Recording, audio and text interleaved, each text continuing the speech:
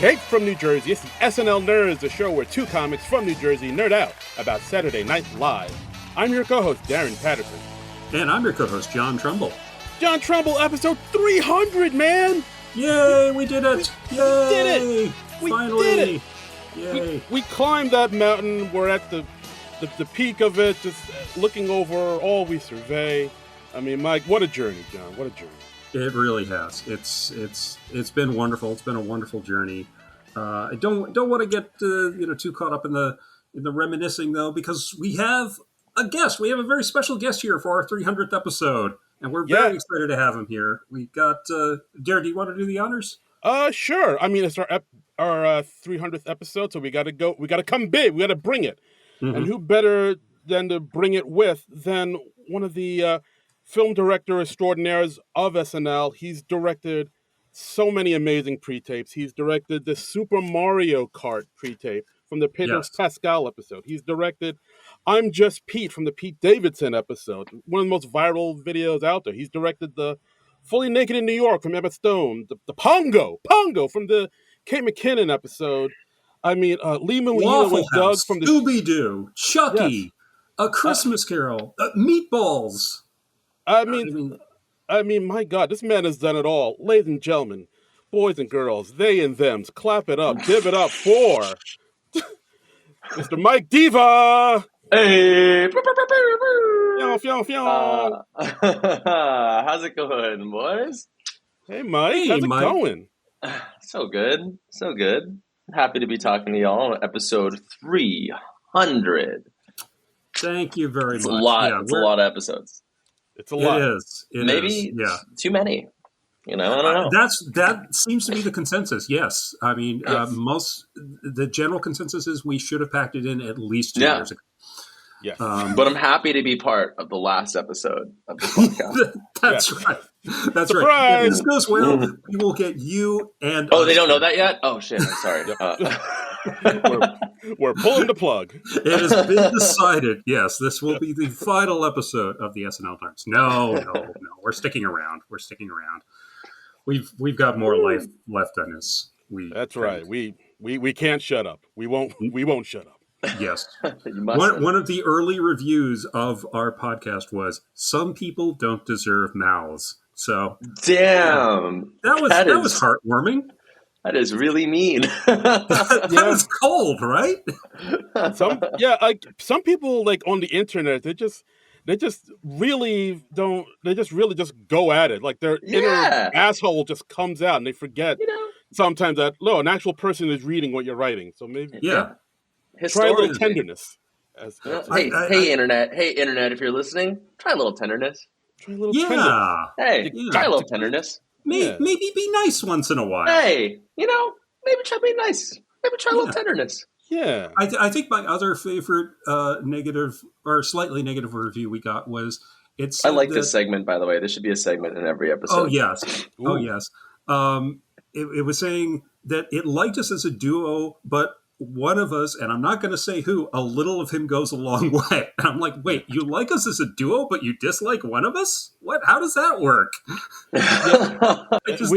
We've been like staying up all night trying to figure out which one that person is talking about. I'll tell you at the end of this episode which one it is. Oh, yes. Okay. So you're the guy. We'll finally have an which one I was talking about when I wrote that comment. Yeah.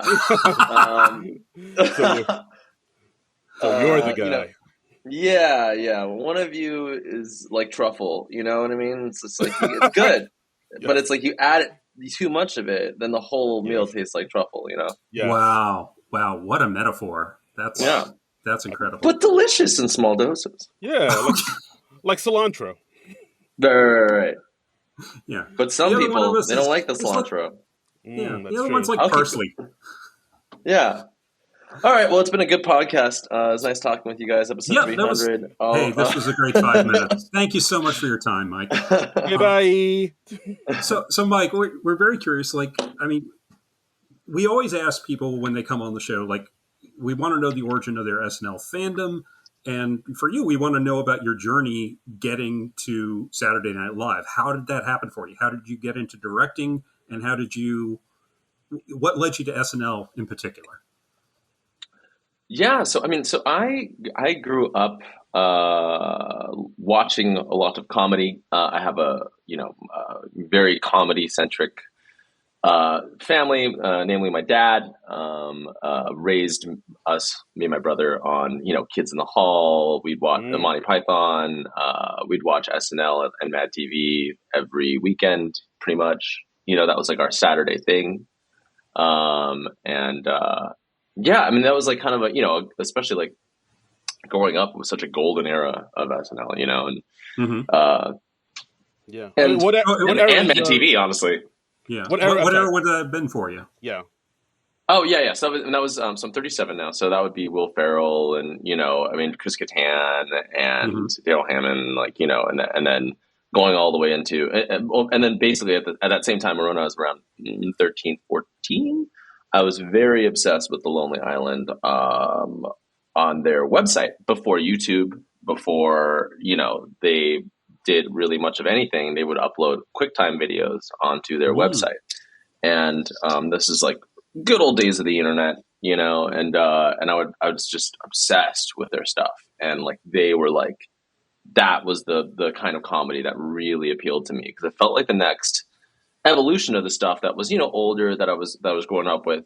By then, Kids in the Hall was still a little bit older, and Monty Python was obviously long gone. And so it felt to me like Lonely Island was like the natural progression of my sensibilities for comedy, and so it Hmm. really spoke to me. Okay. And basically I was terrible in school. And I think Andrea had like the same backstory, also just like the Hmm. artist kid who was just like bad at school. I got like held back in seventh grade. Like it was like Oh, bad. Like Wow. I didn't care. You know what I mean? I was like was not. It was just not for me. But I hmm, always cared about everything else, right? So it's like I was doing music. I was always like producing music in bands, and I played cello and piano, and was like in theater, and like and then really was passionate about directing since I was like 13. So I would make little videos with my brother, and then like that turned into making little music videos for my band, and then that turned into making videos for other people. And then basically, instead of going to film school, I went to LA, and I just without like knowing anybody and without any money or anything, and I just moved to LA and started making stuff. And just I'm such a better learner by doing, and it that was right around the time when YouTube started becoming a thing, and hmm.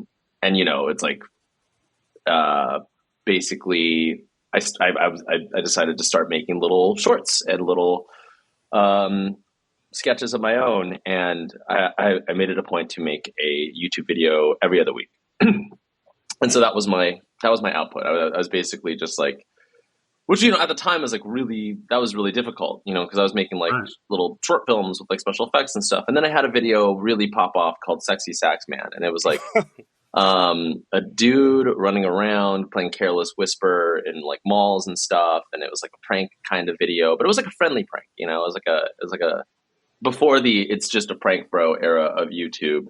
It was Right. like a delightful little. I don't know if you guys remember that, but it was Yeah. No. it popped off. Yeah. No. I remember seeing that. I mean, just because I like soft rock a lot, so I do remember seeing that video where like some dude in like aviator sunglasses and a fake Yeah, yeah, yeah. mustache would just like run into a cafeteria and play the saxophone solo from Careless Whisper, Right, and everybody be like, what's happening?" And just confusing right. everybody. Yeah, I thought It it was was a great. simple idea. Also, kind of piggybacking off of the Sergio sketch from Lonely Island.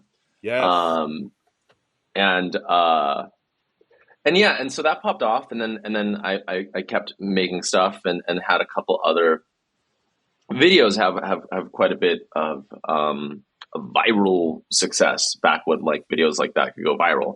Hmm. It was a different world. And I kind of got into YouTube at like the perfect time, because people were still championing like creativity and original shorts and stuff like that, and it was way less like based on user retention and like how long your video can be and how many ads you can put in and how often a week you upload, blah blah blah. It was a different algorithm. Hmm. Um, and so I started making more stuff, and then got more into commercial work and music video work, and ended up doing music videos for like Lil Nas X and stuff like Doja Cat and stuff. And then I made a couple other videos, like I made this Japanese Donald Trump video that popped off. That was like before he became president. I didn't think that he would become president, so I made like a None of us did. No. And he was such a low hanging fruit, and like everyone was making like, this orange guy with weird hair and blah blah blah. Like, let's have fun with him before he goes away. Right. And so like I made like an overwhelmingly positive video, very, tongue in cheek, I'm still very obsessed with like Japanese advertising, and so I made something in that kind of format, just to kind of confuse people, because I like to make things that just like make people go, why was this made? What is the point of this? And that kind of blew up. And then shortly after that, I was, and this is the most like Hollywood story. I was having dinner with this producer, Mike Rosenstein. I was on the way to meet me for dinner. He ran into Akiva from Lonely Island, and just on the street. And he was like, "Hey, I'm meeting up with this dude, Mike Diva. Have you heard of him?" He's like, "No." And he sends Akiva my YouTube channel. And Mike Rosenstein mentions this to me, and I'm like, oh my God, like, Akiva's literally my hero. And there's no way this dude's gonna like look at my stupid YouTube channel with my silly videos and be like, "Whoa, I want to meet this guy." But he did, and he emailed me, and we met up in person at the Lonely Island office, the Party Over Here office,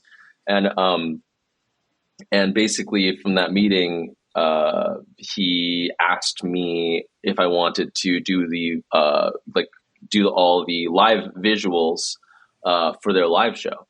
And so, yeah, because they were just getting ready to do their first ever, big live show, which they would later kind of take on tour. And so I was like, yeah, of course, I'll make, mini music videos for all the songs of yours I love. And so I ended up doing that, which was amazing, because I just got to like basically, take what I loved about these songs and like make cool visuals that complemented all of them, and kind of, and also he needed interstitial kind of videos between songs that they could use for wardrobe changes and stuff. And so one of them was like Laser Cats throughout the years, and it was like kind of like a kind of Oscars looking back at movies through the years kind of thing, where I basically comped Laser Cats into like a bunch of movies with guns. So like, replacing like Pulp Fiction scenes with like Laser Cats, and like, you know what I mean? Like basically a montage of scenes of people shooting guns, but instead the guns were replaced by cats. And then they had this video of them falling off a horse that was for a photo shoot. And Akiva was like, we want to do something with this video, but we want to make a song or something. And I was like, can I make the song and the video and just pitch it to you? And he was like, yeah, sure, give it a go. And so I made this this "We Fell Off a Horse" song, and I mean, it was very lyrically simple. It was, just "We fell off a horse, we fell off a horse," and then like, with the beat and music and stuff. I produced that with my brother, and I made a little mini music video, and the guys loved it, and they were like, "Yeah, let's do that," and they just like recorded the vocals for it, and from then they were like, like nobody's really made us a thing that we have been like, yes, this is in our voice. This is like, something that we really fuck with. And from then on, I feel like that's kind of like when they started really trusting me. And it's, I'm cheating because I grew up obsessed with their stuff. And so I was able to like, of course I know what they like, because it's like, they helped shape my comedic sensibilities. You know what I mean? And they helped shape like what I find funny. So I was like able to kind of speak their language a little bit. And again, it's crazy that they even like let me do that. You know what I mean? Like the fact that they like even were down to like let me even try to do that is nuts to me. And the whole thing is still crazy to me. And were they still with the show at this point? No, this was quite a bit after. Okay. So this was in, I would say, 2017. Okay. Yeah, this was like 2017. And so from there, after that show, and they were working on this album called The Batch Brothers. And that Yes. is a series of baseball raps from the point of view of Mark McGuire and Jose Canseco. And Akiva sent them all to me and basically was like, hey, we have this album, and we want to do like a Beyonce's Lemonade visual album thing, and basically asked me to co-direct it with him for Netflix. And dream come true. Like I get to like co-direct something with like one of my favorite directors. It's super crazy to me even still to this day. And like one of those moments where it's like we I put a bunch of ideas together, thinking that like for like pitches for each of the music videos, thinking that he'd like pick and choose some and be like, oh, there's something here, but like maybe we'll use this idea and then like change it to this or whatever. But pretty much like all the ideas I pitched, they were like, yeah, let's do that. I was like, like, wait, really? Wow. Okay, cool. And so it was like a really surreal, like being on set and being like, man, I get to like dress up Andy Samberg and Akiva in these like little outfits I have in my mind that are like loosely based off of like Busta Rhymes outfits or like it's the Hype Williams style outfits and and like it was really just like it was very, very surreal. We had pretty much 3 shoot days to do that whole thing, to do 7 music videos and make like a almost 30-minute special. And it was so rough and tumble. So like, Netflix gave us like truly like a little over like, I don't know, I want to say like $350,000 to do the whole thing, Wow. which in perspective, it's like one, that's less than like one SNL digital short. You know what I mean? Like it was a lot to pull off with very little. And there was like 250 visual effect shots and like but, it was an incredible experience. And, it was like, me and Akiva tossing the edit back and forth between our offices because we actually had offices across the street from each other, coincidentally. And so like I would edit one of the music videos and then toss it to Akiva, and then he would like put his stank on it, and then he would toss me one of his edits, and I would like kind of tweak it and put like my stank on it.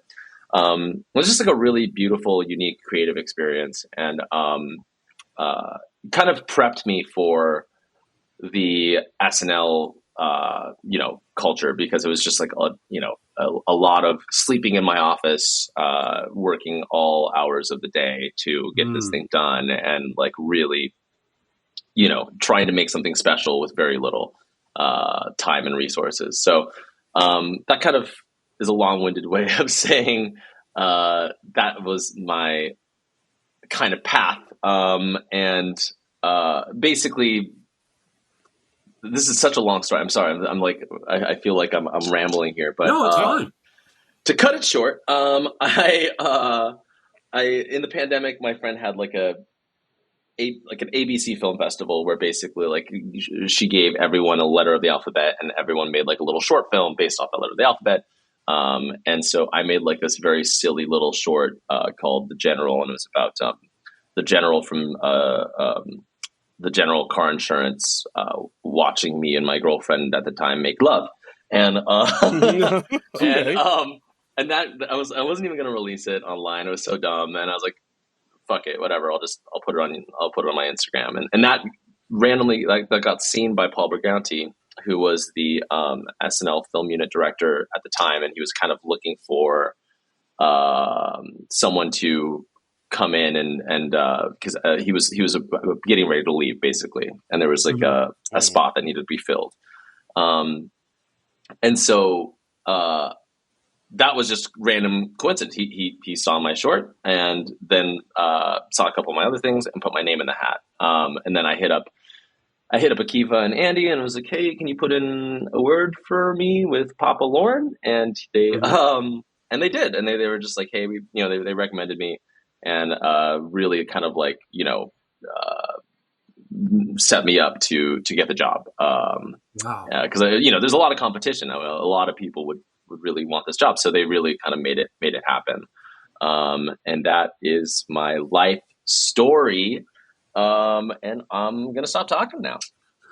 Well, wow. Wow. That's quite a journey, and that's really cool how working with the Lonely Island helped give you the tools to make a go of it at SNL. Just completely by coincidence too. Like it's like literally all started with running into Akiva on the street. Like it's nuts. That's insane. Now, like Lorne, I kind of infamously, when he's bringing cast members in, he's like very oblique about. There's never that moment of like, well, you're officially hired. You're going to move to the city. Is he like that with crew people as well? Did you get to interview with Lorne in person? Yes. So yeah, I got. God, this must have been like 2 weeks before the first episode. Okay. Or like two. Yeah, I want to say it was like 2 weeks before the first episode of the season or something. And it was just like I was in the dark, and then they were like, "Hey, fly to New York right now. You're gonna meet Lorne." And so I flew to New York, and I met with Lorne. And the funny thing about meeting with Lorne is like my dad was like, my dad's a huge SNL nerd, and was like read the whole Live from New York book and stuff. And my dad was like, he's like, oh, Lorne, the thing about like meeting with Lorne is like, he's gonna make you wait a little bit. He's probably gonna be eating popcorn. He loves popcorn. Wow. And he'll probably ask you, like, he'll start with like some very like, simple questions like, where are you from? And he just kind of like, that's the way he is, And I was like, all right, dad, whatever. Okay. Wow. And Your I dad swear to talks God, like he's actually met him. Yeah. And then like, I go into his office and my dude is eating popcorn. And then the first words out of his mouth, they're like, so where are you from? Like my dad fully prepped me for that experience. Damn. And wow. That's awesome. Yeah. And we're going to have your dad on the podcast later. Oh, yeah, you definitely should. He would, yeah. And so from there, I basically found out I got the job that night, and then had to pack up all my shit and move to New York in like a week. It was like a week, I had like a week and a half or so to do it, and it was very. I'd never thought I'd live in New York in a million years. I love LA. I've been living in LA for like 15 years almost, and it was very. It was a lot. I lived in a hotel for like 3 months while I tried to find a place, and yeah. That I don't remember what the question was, but I think I answered it. Yeah, no, we were talking. We were asking about Lorne and his interview process. So yes. Yeah, popcorn. So the popcorn, Lornettes, waiting. We got it there. So yeah, absolutely. Wow, that's quite a tale. I mean, but just because like from you said like from where you started to this is like such a journey. Because like, I think I remember seeing in some other interviews you did. You said like a lot of the people that sort of influenced you were music video directors. Like I remember, I think it was some interview you did where you mentioned those World of Director DVDs that came out years ago. Oh like yeah, with, the Palm DVDs. Yes, like with Spike Jonze and Michelle Gondry and Chris Cunningham. Yeah, those were my film school. Like that was literally my film school. I was obsessed with those. Yeah, I mean, I just know about those because, like, I used to work at the Virgin Megastore back nice. And, like, they used to sell those all the time. And it was like, oh, yeah, there was a time, like, in the late 90s where, like, being a music video director was, like, a big deal. Like, you had those two. You had, like, Mick G doing stuff, Hype Williams, David Fincher. Like, like, music video director was, like, a kind of a big deal for a while. Yeah, it was, like, the golden era of music videos. And, I really miss that. Music videos are my favorite kind of medium. It's I love music and I love telling a story with that, that kind of time constraint and that kind of like constraint of complementing the music with visuals.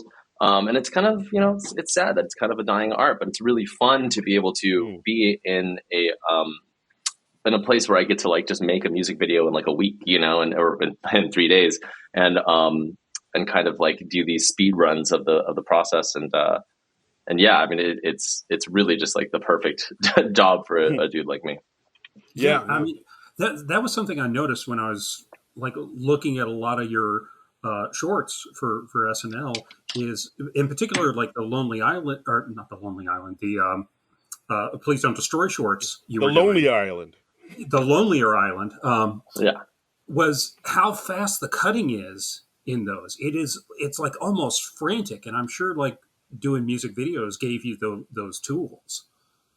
Yeah, yeah. Well, I'd always like edit. I always edit my own stuff, Hmm.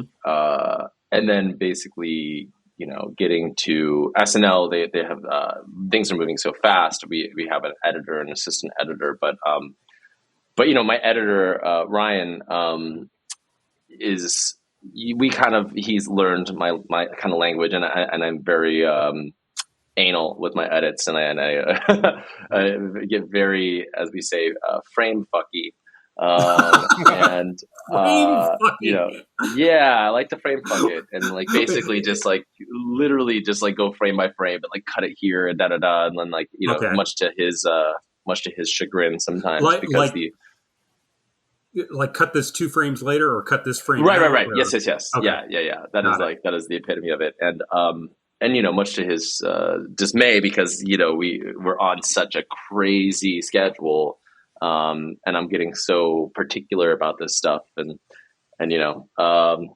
there's like sometimes in edits I'll have to like ask to jump on his computer and do something, because it's much easier for me to just do it than to be like, okay, move this 2 frames left, and then that roll that clip like 5 frames right, and like it just like Hmm. feels so you know. But yeah, very cutty. And editing to music videos and editing to music and stuff is like my favorite thing. So it's definitely translated into the job very well. Wow, yeah, that's really cool. Um, so we asked you ahead of time, like, what are some of your favorite film shorts that you've done for SNL, and you gave us a few. Now you're one of there are like three different film unit directors with the show. Is that right?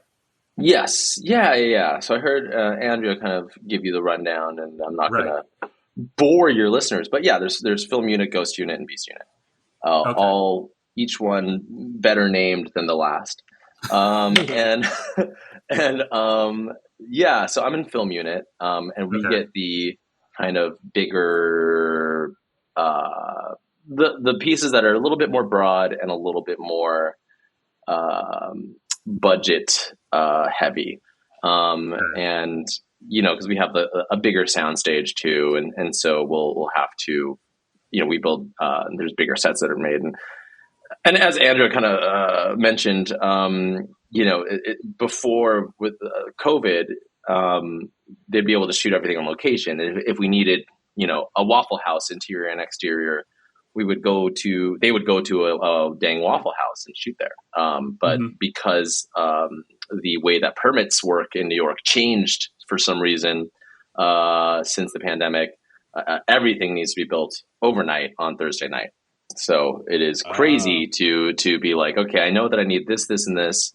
I'll talk to Andrea, and we'll come up with like exactly how much of this room we need to see, and how many walls of it we need to see, and like da da da. And for something like Shrimp Tower, it's like, how much of this ballroom do we really need? How many walls? How, Hmm. blah blah blah.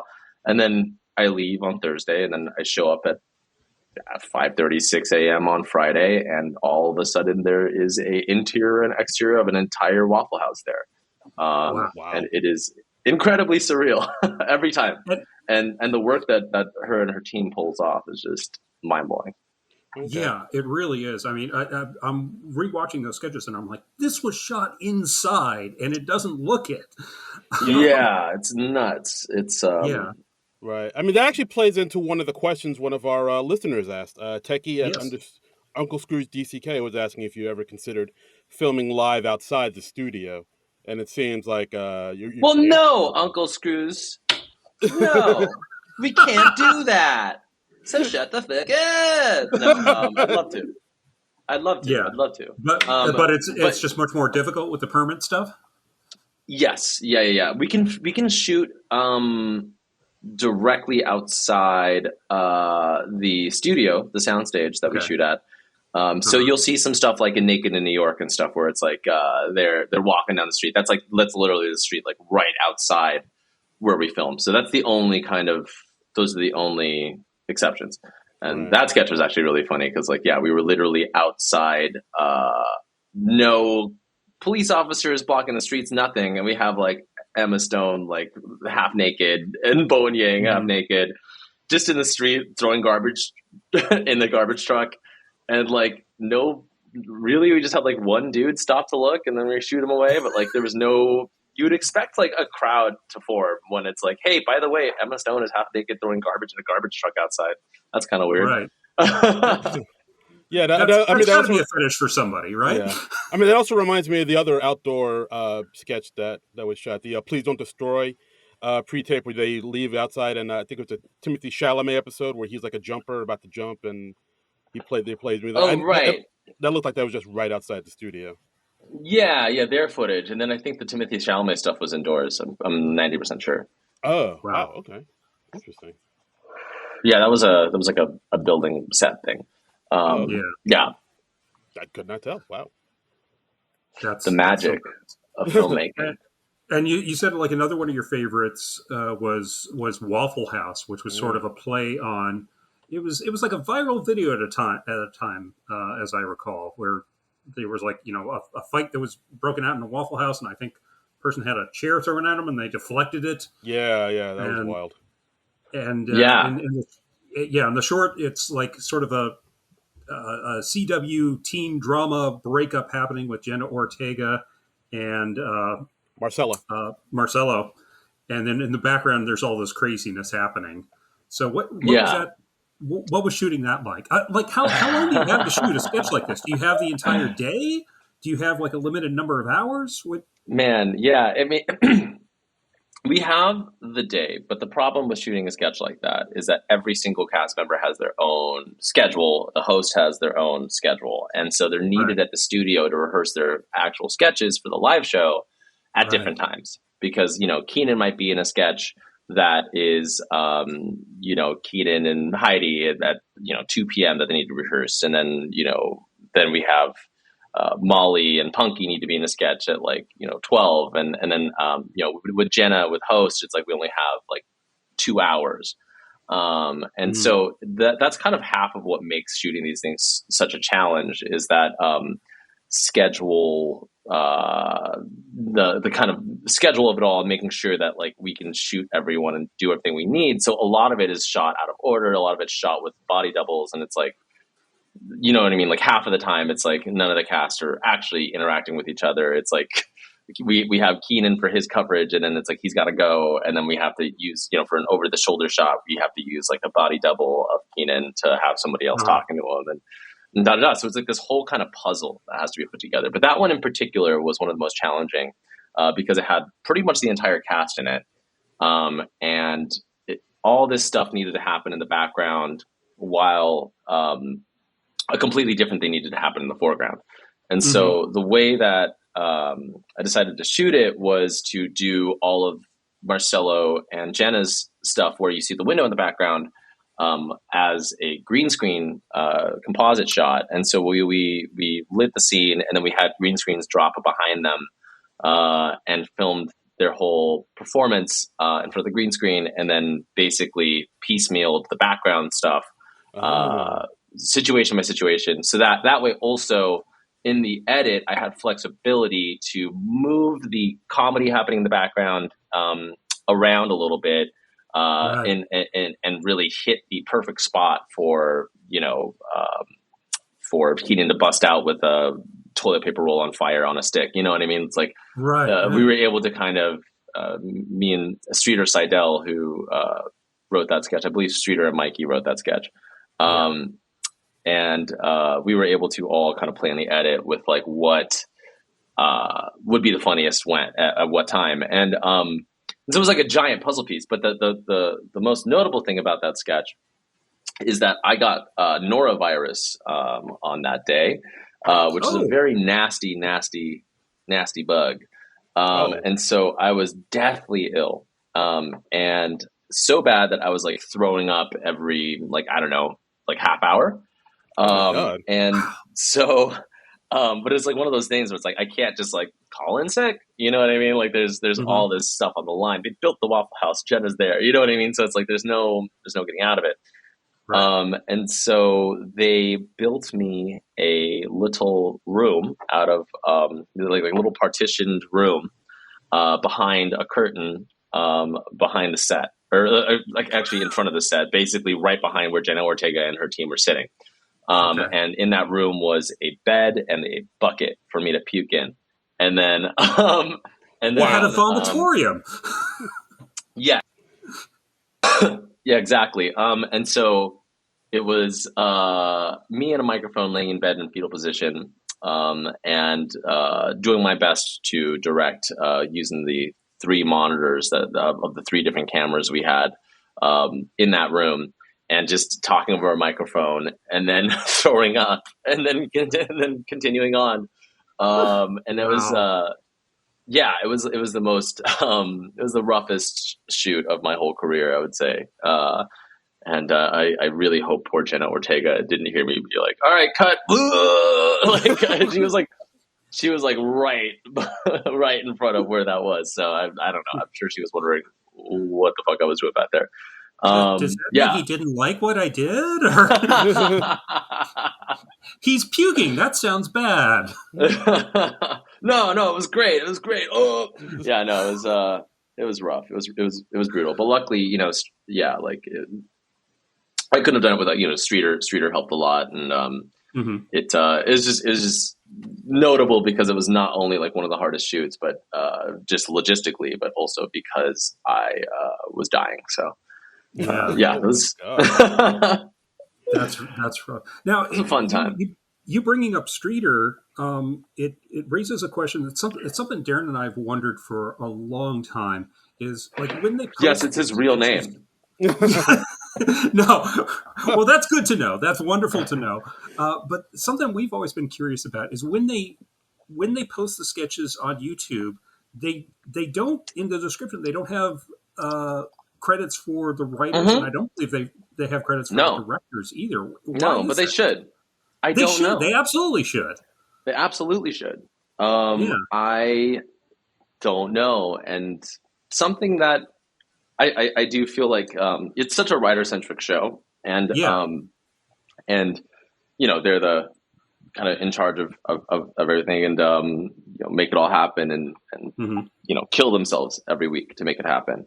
And it is it'd be cool if they got their flowers a bit more, and had their and also, like, as a fan, like, I would like to know who wrote what sketches. You know what I mean? So it's because every week when we're doing the show, we always have to like do a little legwork to find out who wrote what. And there's you got to go on the Live from New York subreddit and exactly. Yep. And it's like, why do we have to do this detective work every week? It's like, oh, this person posted about this on the Instagram, and they said they wrote it with this writer, and the show. Why is it not just on the YouTube descriptions? I don't get that. Yeah, it works in mysterious ways, but but it would be cool if the writers got more of the credit. I don't know. I wish I had an answer to that. Okay. Well, I was just wondering if you had an insight into that. If it was like a contractual thing. I mean, of course they're credited at the end of the show, of course, but I don't see why they're not credited on the YouTube post. Yeah. I'm not even sure. I mean, at the end of the show, it doesn't really even say what sketch was theirs, right? It just kind of like spits out all their names. Exactly. So. Yeah, I don't know. That would be neat, though. It would be neat. So maybe one day. Yeah, maybe one day. Fingers crossed. Next strike. Yeah. So, another sketch that you said was a favorite of yours was Mario Kart. Yes, the big one.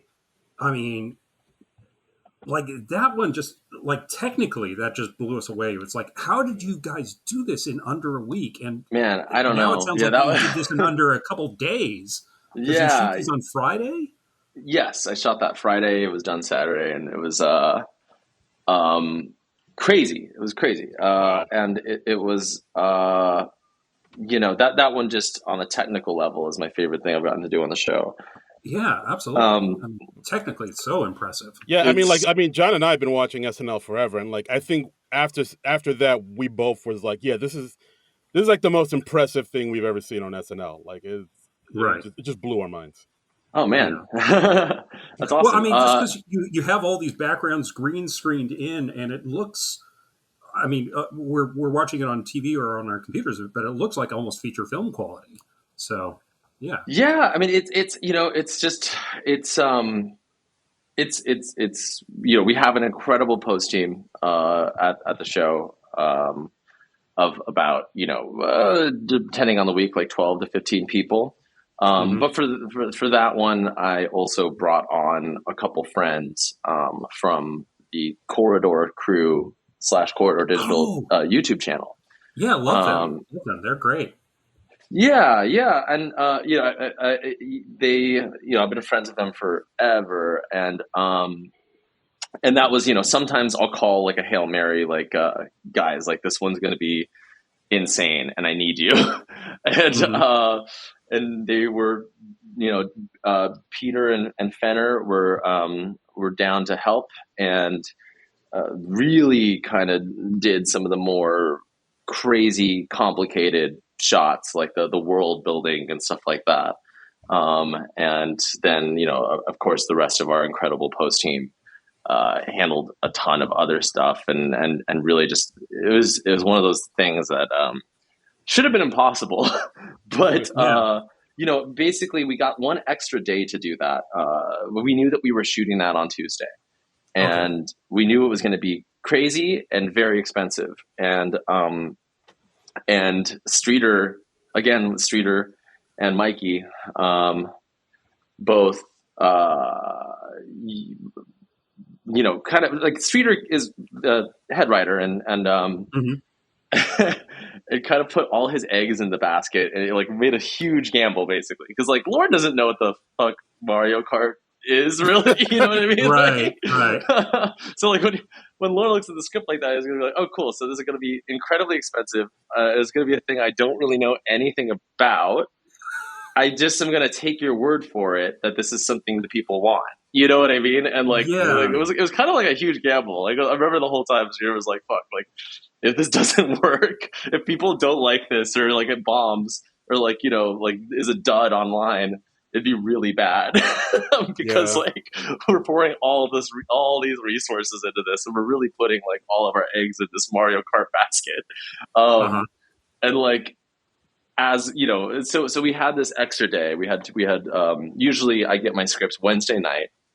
Hmm. Basically the process is this: like I'll get like what script I know I'm doing like Wednesday night, um, and then we have a little pre-pro meeting for an hour or two at like 10:30, and then more pre-pro on Thursday, and kind of solidify exactly like what everyone's wearing and what the sets need to be and da da da. And then there's a rewrite that happens, and then a lot of that stuff kind of changes a little bit around like 3. And then it's like, oh, cool, that bathroom you guys are building, we actually don't need that anymore. That needs to be a closet now. Like, there's all sorts of Hmm. little changes. And then that night, I try to do as much of a shot list as I can, and try to organize my mind and how I'm going to do this as much as I can. And then I get like an hour of sleep, and then I wake up at like 5, and then go to the studio, and then shoot for up to like maybe 18 hours sometimes, and then go to 30 Rock. And if it's something like Mario Kart, I like try to lock as many visual effect shots as I can so that the post team can get started. And then I show up Saturday, and then it's like a mad dash of editing up until basically like 5 minutes before the sketch is on air. Wow. And yeah, with something like Mario Kart, I knew I was doing it on Tuesday. So we had one extra day. And so what I was able to do at that time was get the worlds to start being built by the team. So like the whole, post-apocalyptic Mario scape. And then also I was able to take Wednesday, and instead of like chilling all day and then listening to the read through and then getting our pre-pro meeting that night, I was able to kind of start prepping this. And me and the DP Lance, who's an incredible DP, shoots all my stuff and the film unit. We basically planned out all the complicated stuff, which I like to do, I call them crap-o-matics, and it's like basically you shoot the sketch before you shoot it. So using toy cars, like you can see on my Instagram, I post like before and after. I saw it on the YouTube. There was a great behind the scenes thing, and you did like a rough animatic of what the sketch was going to look like. Yeah, it's like wow. And so that's really I mean, it's super helpful because what it does is it gives us an opportunity to sit there with no pressure and be like, it could be cool if the camera came around this way while the car went this way. No, maybe it's better at a high angle. Because like when you're on set, there's no time for that bullshit, right? There's no time for like, maybe we try this. And so it's basically like it not only lets us play and like figure out what's the coolest way to do this thing. It also like lets me cut it together and see if it's working to make sure that it's working. And then it also lets me give that to the VFX team and be like, this is what the camera move is for this fully CG shot. I know that, it's going to be Mario and Luigi and Toad like speeding down this highway and the camera's going to swoop in like this. And then in this next shot, the camera's going to be, they're going to be comped in the scene with green screen. And then the background's going to be like this. And like, it really gives the VFX team time and a clear vision for what they need to get started on. So they were able to, using that crap-o-matic, they were able to get started on Thursday, starting with, generating the camera moves and, figuring, just the stuff that they knew were going to be bigger lifts. They were able to get a good head start on. And then Friday morning, when we were shooting it, they were able to 3D scan the Mario Karts and 3D scan the actors that were going to be in the Mario Kart. So, they were able to be basically just using an iPhone, take body scans of Mikey and Pedro and Chloe and and then plop them into the scenes that they had already started working on. So it was like a really, it was crazy. And then, we shoot it and then that night I, went to 30 Rock and, sorry, I'm just thinking about a very embarrassing interaction I had with Pedro on set. Let's not hear about that. You gotta spill now. I was watching. I was like showing my crew. There's a very charming video of Pedro being interviewed about who's more daddy, him or Oscar Isaac. I don't know if you guys have seen this clip, but it's a very like.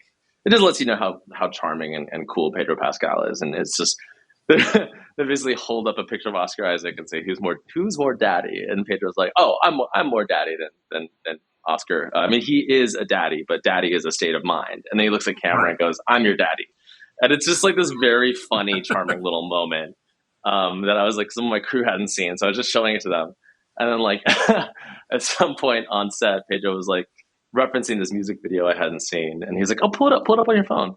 And I pull up my phone, and that video of him starts playing. It like just like the perfect comedic timing. The video starts playing. Clearly, I was watching it right before he got there, and then I like I panicked and like swiped it up, and then it like closed YouTube, and the sound kept going. And I was just like, oh, just had to watch that clip. What do you want to show me doing? Fuck. Yeah, it was bad. I'm not a stalker, Pedro Pascal. Yeah, dude. There's just like a lot of moments like that where it's like you're meeting these people that you're a fan of that you watch on all sorts of stuff, but you're meeting them kind of at your worst. You haven't slept, you know what I mean? Like you slept for maybe an hour, and then you're just like thrown into this interaction with this mega star. And it's like, you know what I mean? Like I am not my best self at all. And there's all sorts of like little, just like awkward little interactions that I myself have had with people. Like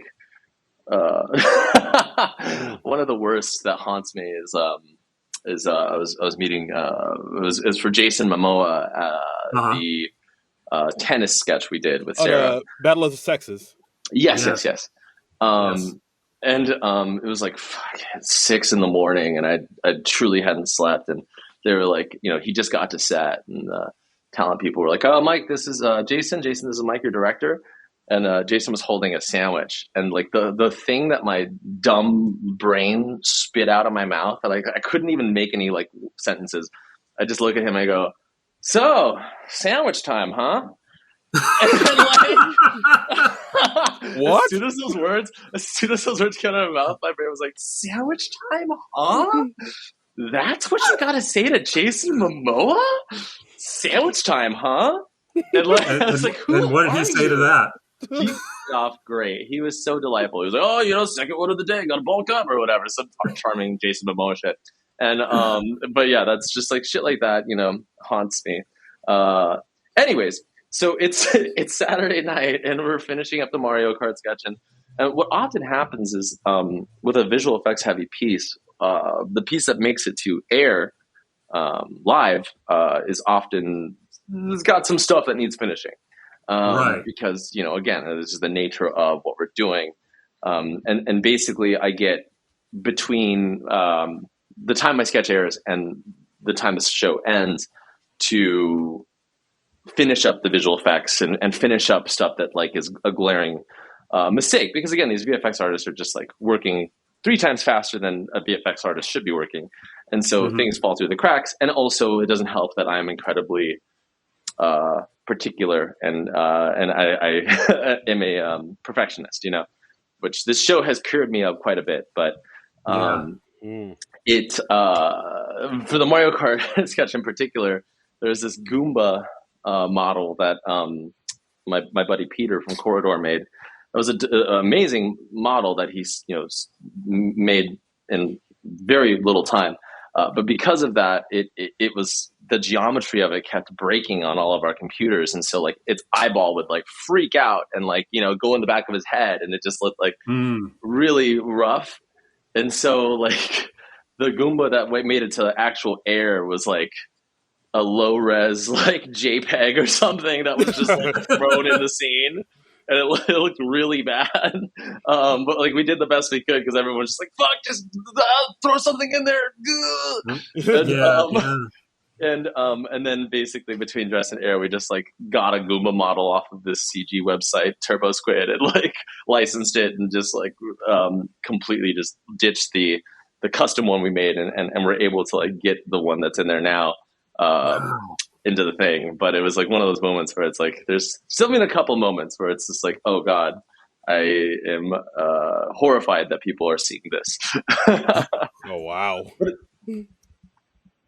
But good times. Wow, yeah. That is something else. And yeah, I like the battle of the sketches, the tennis sketch a lot. And you also had another sketch where Sarah Sherman is beheaded, the Scooby-Doo sketch. Oh, sick transition, dude. Thank you. I pride myself on my transitions, but but yeah. So it was like Jake Gyllenhaal, Sabrina Carpenter, Sarah, and Mikey as the Scooby-Doo gang, and you have a CGI Scooby-Doo in the sketch. Yeah, that was nuts. That's insane. I mean, were you limited like by the budget? Do they say like, oh, you can have like 5 shots of the CGI? No.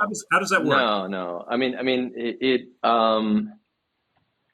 was one of those things where it's like we just had to do it. And it was, and that was again, Scooby was largely his character animation was largely Peter France from Corridor, who also did.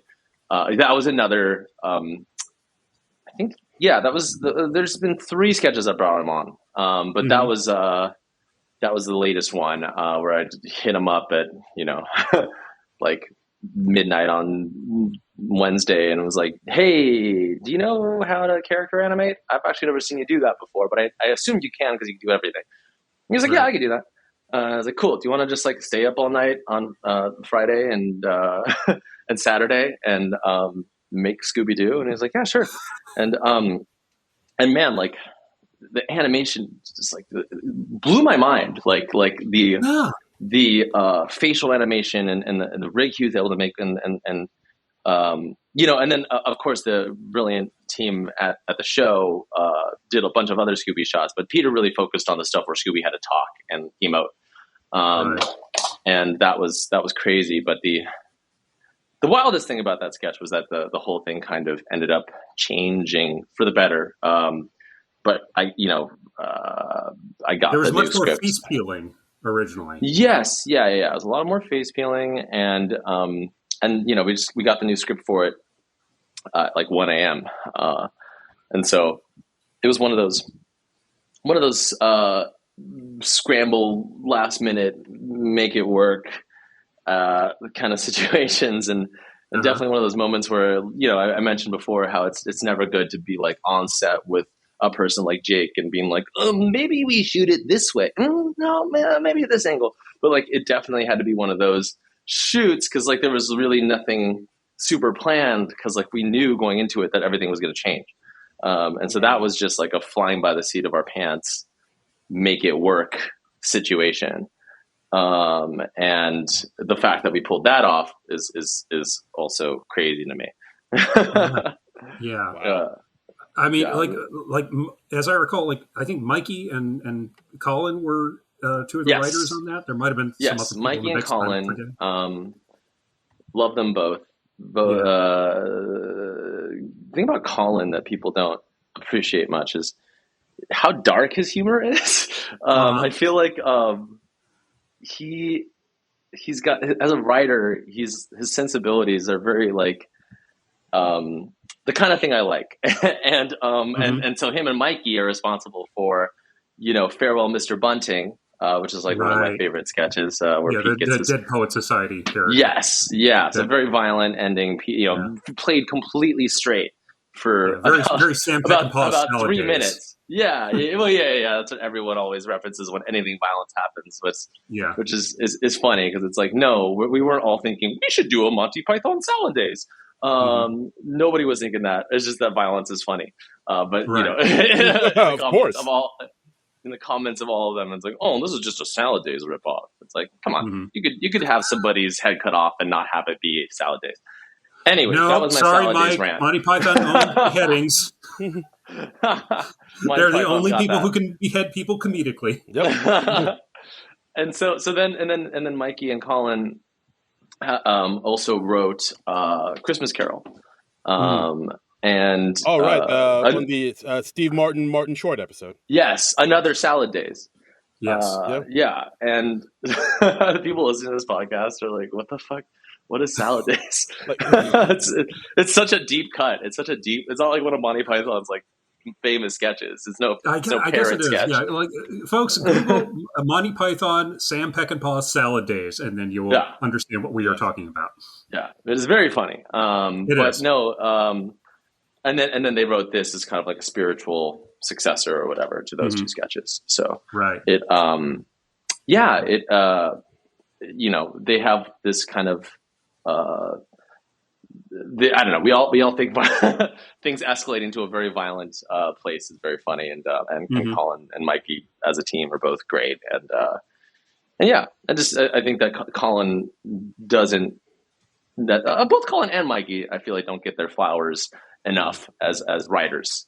They're both very funny writers. I feel like a lot of people don't even know that Colin writes sketches, which is another reason why there needs to be credit in the video. Yeah, this is what we're saying. It all comes back. When something like that, when there's like a heavy rewrite on a sketch, and you've got like Mikey right there on set, do you give him any grief over that? Or you're like, dude, why did you have to rewrite this? You're really making my day difficult. Mm-hmm. No, I mean, it's just the name of the game, It's just like, you gotta. I mean, Colin's running around doing a million things, So it's just like, I get it. It's like you didn't get around to it, and it just happens sometimes. It's just the name of the game. It's the nature of the beast. It is not the most fun thing, but I think that shoot was like, man, that was was like the closest I've come to having a panic attack on set. I'll say that. Wow. Oh wow. Yeah, it was just like there was a lot of factors. There's a lot of stuff that happened, and just one of those perfect storm, like a lot of stuff going wrong kind of situations. And it was I was fine. We handled it, but it was definitely like there was moments that were pretty touch and go. Oh dear. Yeah. Maybe I shouldn't be saying that. I don't know. But it'll be you know, fine. I don't feel like you're throwing anybody under the bus or anything. No. I don't think it's news that occasionally things happen or change at the last minute.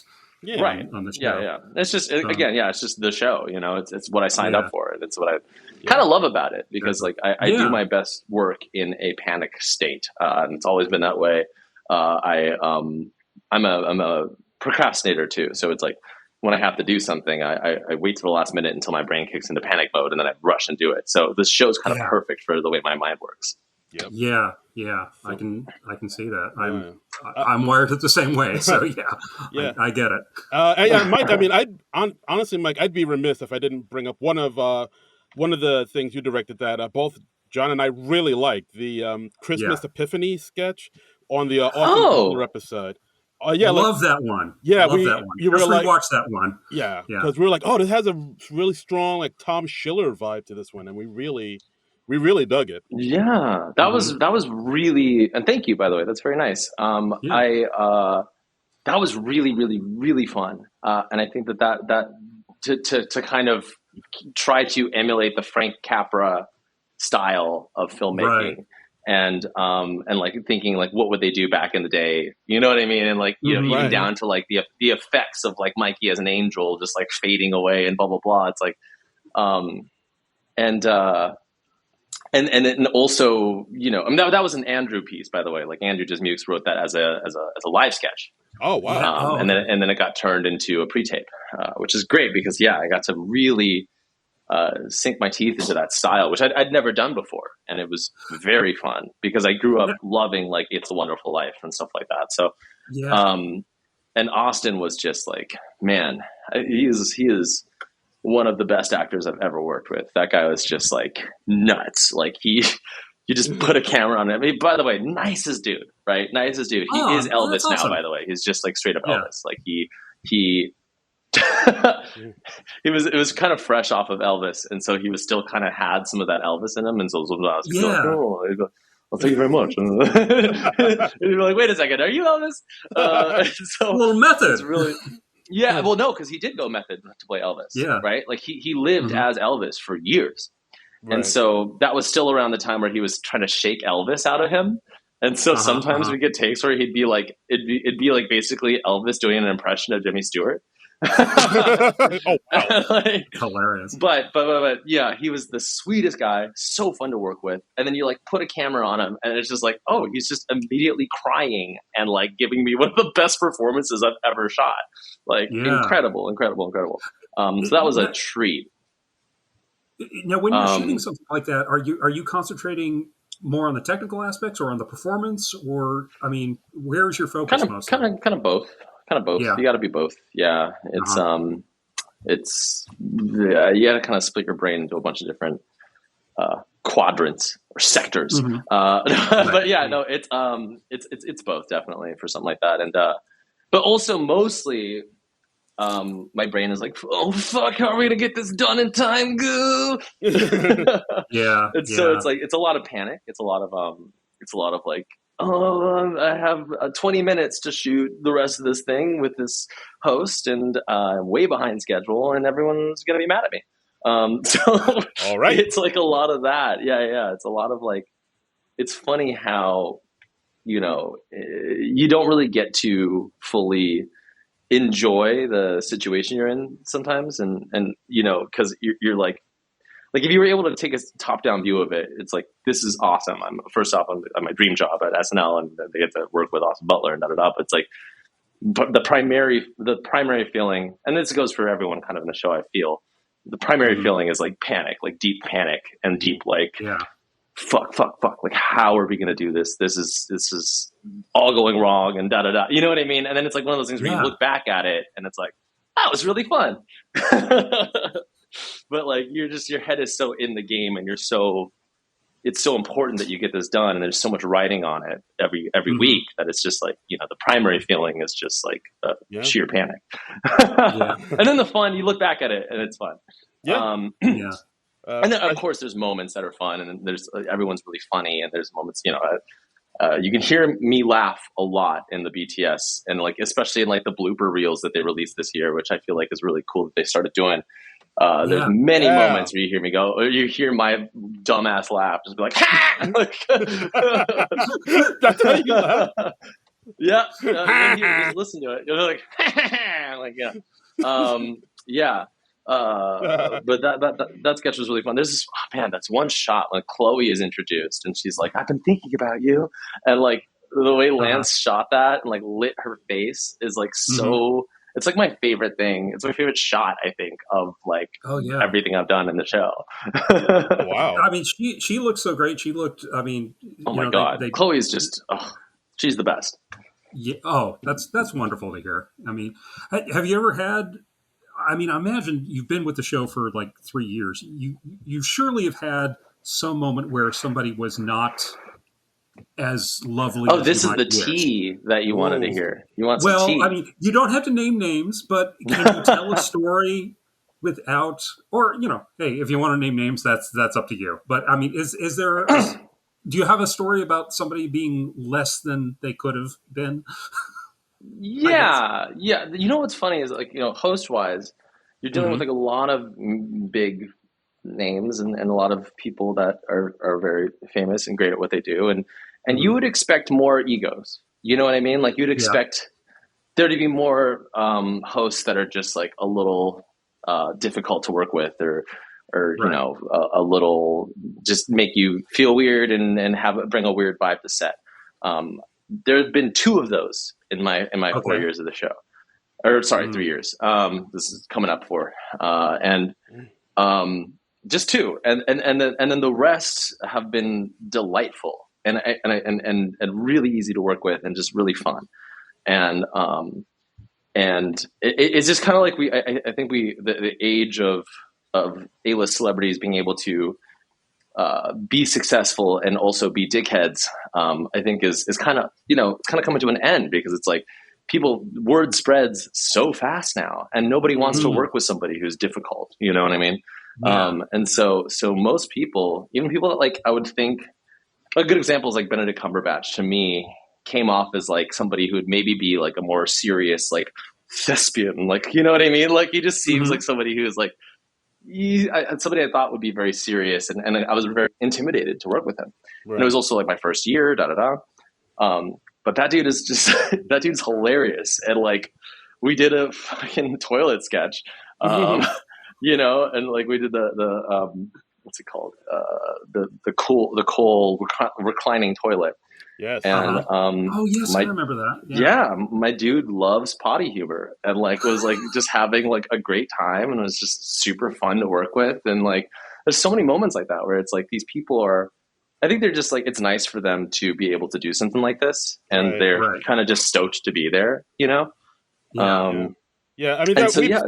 I mean, we've seen like a bunch of actors like that where they're known for being kind of serious and stoic, but then they get on SNL and you can see they have a silly side, like Josh Brolin, or Adam Driver or something like that, where they're like, oh, these guys are funny and they have like comedic chops. That's truly.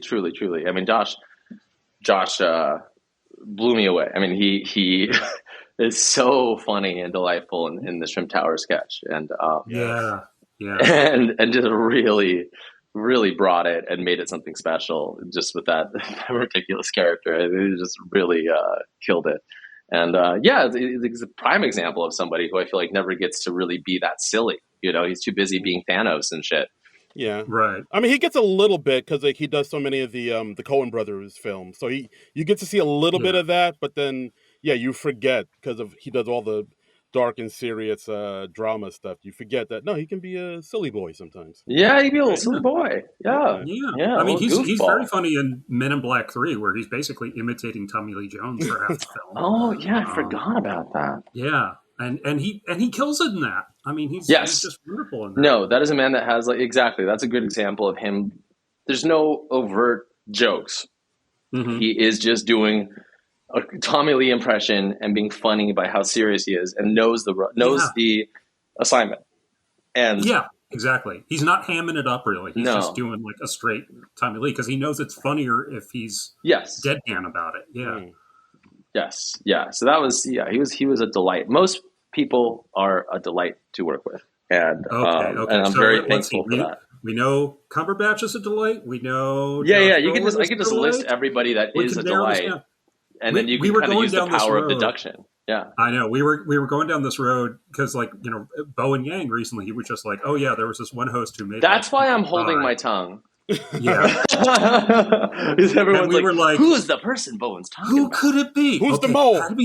had to be somebody they didn't ask back because Yeah. why would you do that if they're Truly, if they're I dead? have no idea who he's talking about. Yeah, Yeah, it's like a yeah. big I mean, game. I 'cause have, It's like a big game of Guess Who we're playing.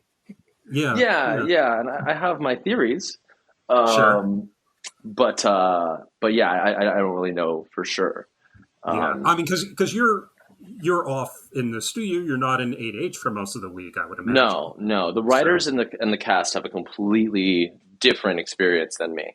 They are mhm, in the trenches together, and I'm in the trenches with my crew. right. Yeah, it's a whole different experience for them, and they're having to really put themselves out there in a way that is terrifying, and Hmm. I would never be able to do. Like Yeah, Right. coming up with different funny ideas and then like bringing them to the table after not sleeping, and like what I mean, like just having everyone read your script, and then if nobody laughs, it's like I can't imagine. yeah. It's just it's a completely different kind of pressure. So I'm sure they're getting to see different sides of people than I do. But Yeah. that being said, like it's the pressure that the hosts have when working on my stuff is that like they're a lot of times you kind of feel that they want to they want to do it and do the best they can, but also in the back of their heads they're like this is something that I doing a short like this, filming something like this is no stress. It's something I do all the time. In the back of their head they're thinking, shit, like I got to get out of here and I got to rehearse the thing that's going to be on live television tomorrow. You know what I mean? So it's Right. just like, I'm Yeah. sure that that's like in the back of their minds the whole time. And then they're kind of anxious to like get back to the studio and be on live television because they get barely any time to rehearse anything they do. So it's like, I get it. I'd be the same Yeah. way. Yeah. So they probably have a much bigger comfort level when they're doing the film stuff with you guys. Totally. Yeah. That's nothing to them, That's a good point. Yeah, That's a yeah. good point Yeah. because that's most of them are film actors, Right. not even stage actors or comedians. So Absolutely. Right. So it's a whole different ball game that they're it's in the back of their minds, I'm sure. Right. yeah. So I mean, with season 50 coming up, right on the horizon, like, are you thinking about that right now? Are you preparing for it at all? Have people been like kind of pitching you like ideas of what you might be shooting, or like, I mean, what's your thought process going in on the Big 50? I'm sure that there's some sketches being worked on maybe now, or maybe people are just enjoying their summer. But I'm definitely getting started on. Can I say this? Whatever you feel comfortable saying. Whatever you feel comfortable. Ooh. Whoa, hold on a second. Producer Frank here. The following information about season 50 is top secret, so it's only for Patreon subscribers after the embargo has been lifted. So if you really want to find out all the juicy details, you have to go to patreon.com/nonpro and give us that filthy lucre. Yeah. Lucre? If your name is Luca and you're filthy, you're going to get those secrets. Yeah. All right. Back to our podcast. And again, after the embargo is lifted, get them deets at our Patreon. Okay, well, this might fall into another teaser thing that you can't talk about, but maybe you can tell us are you folks, I know there's going to be like a big 50th anniversary primetime special. Are you folks talking about anything for that yet? No, I mean, I'm sure they are. I'm Mm-hmm. sure they are, but Right. nothing that I am privy to. But it's going to be a wild season. Yeah. Sounds good. I love it. In a lot of ways, yeah. Yeah. Do you have any dream hosts that you'd love to see or Oh, man, folks you'd like to work with? Yes, yeah, and it's Bill Murray and Paul McCartney. Like, if I can interact with either of them, one of them I'm afraid of, but equally, idolize, but it's Bill Murray's reputation on the show medium is talent. yeah. I mean, it's one of those people where it's like I've wanted to meet him my whole life, but also if our interaction is if he's not in the mood, that would make me very sad. that could be heartbreaking. I see where you're coming from there. If you catch him at the wrong time, right. Like I don't want one of my heroes to be mean to me. Yeah. But no, that's there's a lot. I mean, I'm sure they're going to get so many banger hosts that are just I'm really looking forward to seeing what this turns into. Okay. Yeah, it's really special to be there for the 50th season too. Are there? Yes. Yeah. Are there certain styles that you're wanting to try that you haven't gotten to do on the show yet, or some? Yeah. I mean, like, I really the sketch that I've done that's the most like stylistically, I guess, in my wheelhouse is Giant Horse. Because I'm very into cyberpunk and sci-fi stuff, and so getting to do that was just like such a treat. And I was also a huge fan of Tiny Horse, so so like more stuff like that would be awesome. But you just never know, it's that's the fun of the show. It's like every week is just like a completely different vibe that you have to kind of figure out. No, absolutely. Yeah. Well, here's another question. So outside of SNL, are there any projects you're working on, or you're thinking about working on, or just there's something that kind of you're kind of maybe creatively kind of want to get into? Yeah, I mean, I'm working on sort of in early stages of a feature. And that's ultimately the goal. And so that's kind of early stages, but I'm just kind of ideating and stuff, and it's hard. And mostly a lot of my free time is sucked up with commercial work. So I've been doing a lot of commercials, which is it can be fun. But yeah, really just trying to get a feature off the ground, seeing what that's like. All right, fantastic. Yeah. And you've been out in LA during the summer hihiatus, and you're working on that, right? Yeah, for the most part. Yeah. That, and then I have a band, and so working on music and working on videos and stuff for that project when I can. So I stay busy.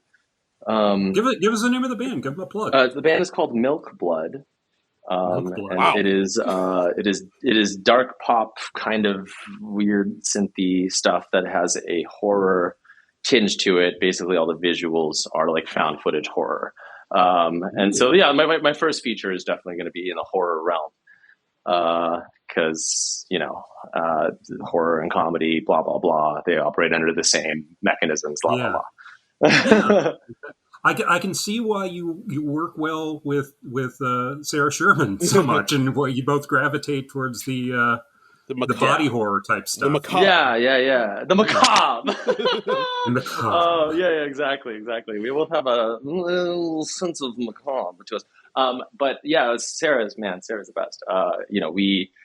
It's so funny. Like we were both knew of each other via Instagram and the internet.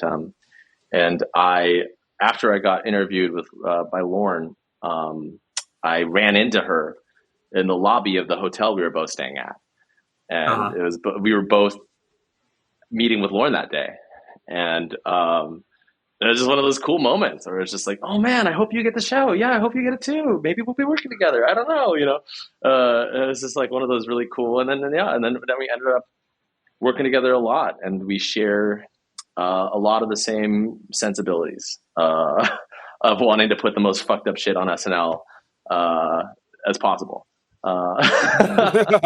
Respect. And that's kind of what I love about Sarah, is she has legit gotten a different style of humor on the show. And yes. Like if you showed me her stuff cold beforehand, because I didn't really know her before the show. I think I saw like the thing where she was talking about auditioning for SNL, and then she just like goes and throws up, and that's the gag. And I was Sounds just about like, right. wow, I could never imagine this type of Yeah. humor on SNL. I'm But honestly she blown has away by the made it stuff we've been work able to for do. her. Oh yeah, Yeah, totally. I mean, and that's incredible. I think the biggest compliment was when we did the meatball sketch with Oscar Isaac. Steven Spielberg was in the audience, and I believe he told Lorne, "That's the weirdest thing I've ever seen on SNL." Wow, Nice. So that's a cool compliment. That's something to put on your resume. High praise. Yeah. But if I ever meet Steve, I'll be like, "Hey, I'm the guy that made that weird fucking meatball short." I'm the guy who freaked you out on SNL that time. Yeah, no, it's really cool that we both got on the show at the same time. Flowers to Sarah, flowers to Dan Bulla, who also writes all the Sarah pre-tapes with her. Yeah. We both brilliant. We love Dan Bulla stuff too. Like, I mean, because as I said before, we're like we have to do like a lot of detective work to find out like who wrote what sketch, and Dan Bulla is a name that pops up a lot on the sketches that we like. So yeah, so shout out to Dan. Mm-hmm. Yeah. Shout out to Dan. He brings his a good sensibility to the show. The last thing we did was Anomalous Man, which is like another time where I got to like really dive into like a really fun Lynchian black and white style. Right. That was the Elephant Man parody where he's like, he's a bit very of a relevant stuff, like very topical. Yes. Exactly. I mean, people are always talking for an Elephant Man. Oh my God. They were like, when are you guys going to do your take on Elephant Man? Yeah. The streets are clamoring for it. We need a parody of the 1980s David Lynch Elephant Man movie. I mean, come on, what are we doing here? So we finally delivered. And we gave the people what they wanted. Okay. Wow.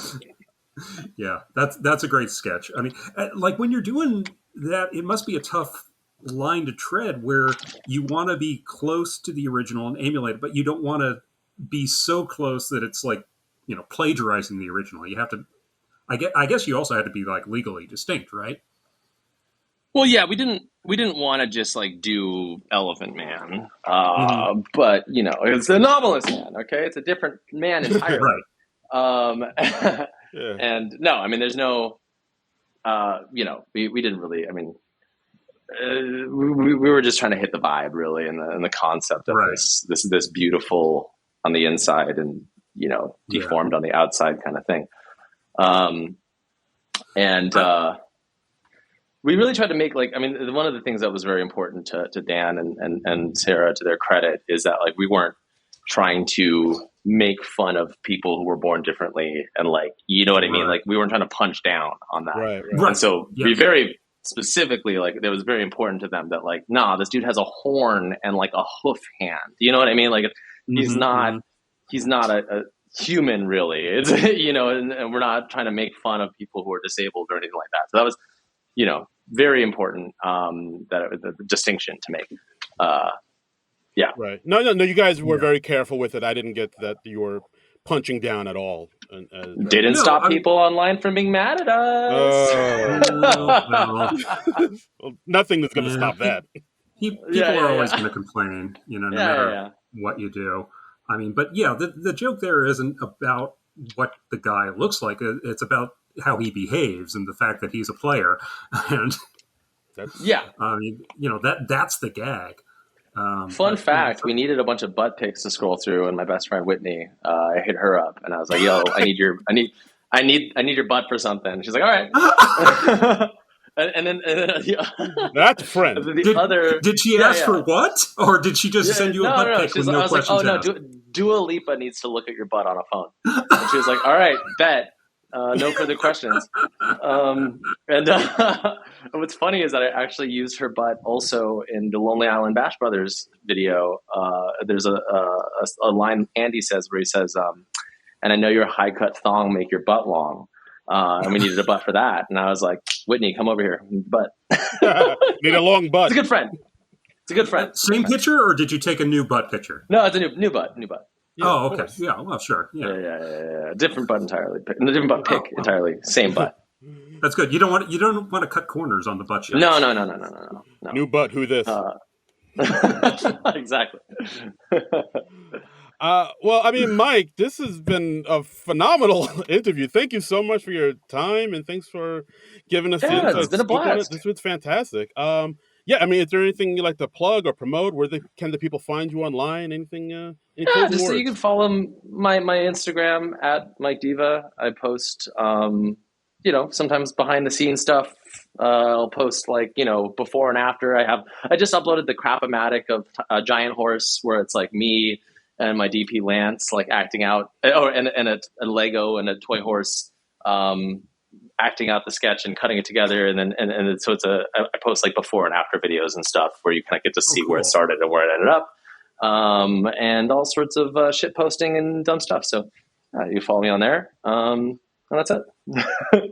But it's been a pleasure gabbing and yapping with you guys. I love to yap. I love to gab. Yes, thank you. Well, it was some good yapping, some good gabbing. Yeah, hell yeah. Appreciate it. Something that just occurred to me. What sort of advice would you give to folks who want to follow in your footsteps, who want to be where you are someday? Yeah, it's funny. Like I get asked that question, and it goes back to like me hitting YouTube at the perfect time. You know what I mean? And being able to really get recognition from stuff that I put on the internet. Now it's much harder, right? Now it's a lot harder. But I'd say my primary advice is just to go out and start making stuff. Don't go to film school. Don't like that actually is, film school is a waste of time and money. Fuck it. Don't do that. And just instead go out and start making stuff, because I feel like you'll learn much more by going out and doing than actually sitting in some room and listening to some guy talk. And obviously, like, as you learn and as you grow as an artist and make stuff, you'll meet people that teach you things, and then, go from there. And then the other advice is like, you'll have failures and you'll spend months to a year on like a short film or a thing that you're really proud of that nobody gives a shit about and that like doesn't do well, or like, it doesn't really go anywhere.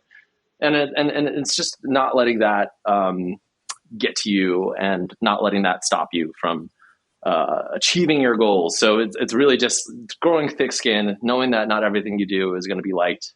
Not everything you do is going to like get you anywhere, but it is there's a learning experience to be had from every single thing you make. And whether it does well or it does bad, it's still leveling you up. And so, just never give up, never surrender. That's it. Ah, nice. Closing out with the Galaxy Quest reference. Love it. Close that strong. Love it. By Grabthar's hammer, you will be avenged. Exactly. Diva. So, well, thank you so much for doing this. Yeah, this was really great. We really loved it, and yeah, we're looking forward to putting this up and sharing this so everybody else can hear all these great stories. So, well, happy 300th episode. Thank you. Thank you so much. And sorry. All right. Thanks, guys. Okay. All right. Yeah. Just stick around because also hang on for a second. We're just gonna wrap it up a little bit, but yeah, we'll be done in a second. Wait, I forgot to say the thing. Okay, no. No. Yeah, we just got to do our little closing bits where we like plug our own please shit and stuff. So. Right. And and that's the episode, guys. Thanks again for listening. As always, our 300th episode. Here's to 300 more. And as always, yes, you can follow us on Twitter at SNL Nerd Show. And you can follow me on all the socials at Darren Credible. That's DARIN Credible. And you can follow me on the socials at Trumbull Comic. That's TRUMBULL and the word comic. And please join us next week. Despite what we said at the beginning of the episode, this podcast is continuing. And next week we're going to do a movie that we recently talked about in passing. We're going to do A League of Their Own. Yes. Yes, the Penny Marshall baseball movie. Yes, so. John Lovitz is in it, so it's an SNL movie. Bam. That's right. That is our standard. So, join us next week. We'll be all about A League of Their Own. But until then, nerds out. This has been a non-productive media presentation. Executive producer Frank Hablawi. This program and many others like it on the Non-Productive Network is distributed under a Creative Commons Attribution Non-Commercial No Derivatives license. Please share it, but ask before trying to change it or sell it. For more information, visit non-productive.com.